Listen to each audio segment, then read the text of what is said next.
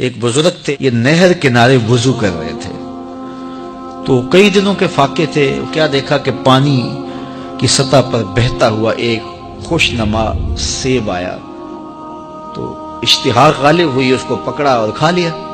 جب کھا چکے تو پھر خیال آیا یہ تو میرا تھا ہی نہیں، یہ تو مال لقطہ تھا، تو میں نے اس کو کھا لیا، اب اس کا مالک کیسے ملے؟ جس سمت سے پانی آ رہا تھا اس سمت سفر شروع کر دیا۔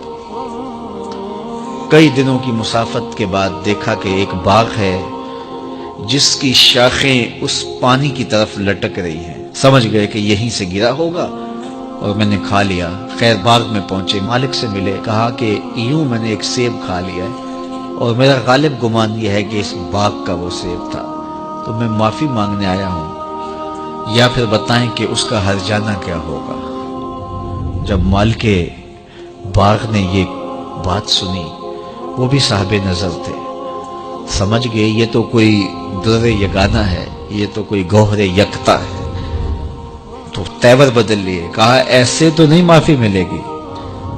کہا حضرت کیسے ملے گی؟ کہا 12 سال تک میرے باغ کی گوڈی کرنا پڑے گی۔ اللہ اکبر، اور ایک شرط اس کے علاوہ ہوگی۔ کہا ٹھیک ہے، میری غلطی تو معاف ہو جائے گی نا۔ 12 سال تک باغ کی گوڈی کرتے رہے۔ ایک دن فرمانے لگے وہ صاحب باغ جو تھے کہ سیب توڑ کے لاؤ، مہمان آئے ہیں۔ تو وہ سیب توڑ کے لائے تو وہ کچے ہی تھے، تو کہا تم 12 سال ہو گئے ہو سیبوں کے باغ میں رہتے ہوئے، تمہیں پتہ نہیں کہ کچے سیب اور پکے سیب کیسے ہوتے ہیں؟ کہا حضرت مجھ سے قسم لے لیجئے 12 سال میں ایک دفعہ بھی نظر اٹھا کے سیبوں کی جانب نہیں دیکھا۔ ایک سیب کھایا تھا، میں تو اس کی سزا بھگت رہا ہوں، میں تو گوڈی کرتا ہوں، اوپر کبھی نظر بھی میں نے نہیں اٹھائی۔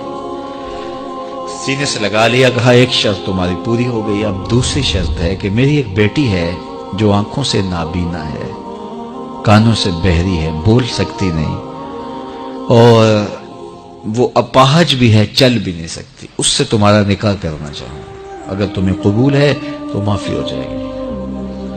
کہا ٹھیک ہے جی قبول ہے، میرا گناہ معاف ہو جائے، میں زندگی کاٹ لوں گا، کوئی بات نہیں ہے۔ خیر نکاح ہو گیا۔ کہا کہ یہ کمرہ ہے، یہاں آپ کی زوجہ آپ کی منتظر ہے۔ جب وہاں گئے تو ایک خوبرو دوشیزہ منتظر تھی، تو فوراً پلٹے کہ میں غلطی سے کسی اور کمرے میں آ گیا ہوں۔ پلٹتے ہوئے دروازے کی چوگاٹ سے سر پھٹ گیا، خون بہنے لگا۔ جب باہر آئے تو صحن میں پہنچے تو وہ بزرگ وہاں تھے۔ کہا کیا ہوا؟ کہ حضرت ایک غلطی کی سزا اتنی کاٹی، اب کہیں دوسری غلطی نہ ہو جائے۔ وہ تو کوئی اور ہے خاتون۔ کہا وہی تمہاری زوجہ ہے۔ تو میں بتاؤں کہ وہ بہری کیوں ہے؟ آج تک اس نے غیر محرم کی آواز نہیں سنی۔ تو میں بتاؤں کہ وہ بول کیوں نہیں سکتی؟ آج تک اس نے غیر محرم سے کلام نہیں کیا۔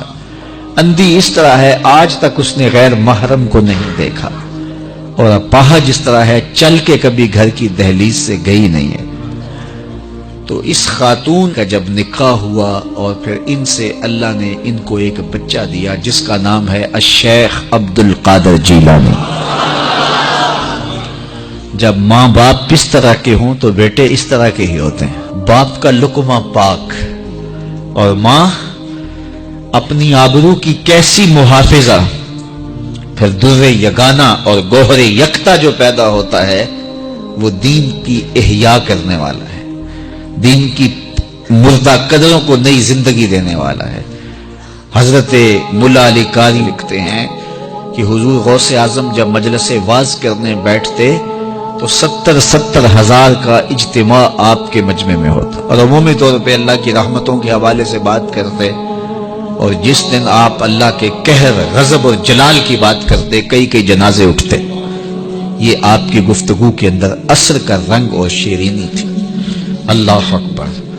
تو باپ دیکھیے کہ رزق کے معاملے میں کتنا محتاط ہے، اور ماں دیکھیے اپنی عصمت کی کتنی حفاظت کرنے والی ہے۔ مائیں بچوں کی تربیت کرتی ہیں، ماؤں کے ذریعے سے پاکیزہ صرف بچے جنم لیتے ہیں، تو لہٰذا ماؤں کو اچھی تربیت کا حامل ہونا چاہیے تاکہ وہ آگے اچھی تربیت خود کر سکے۔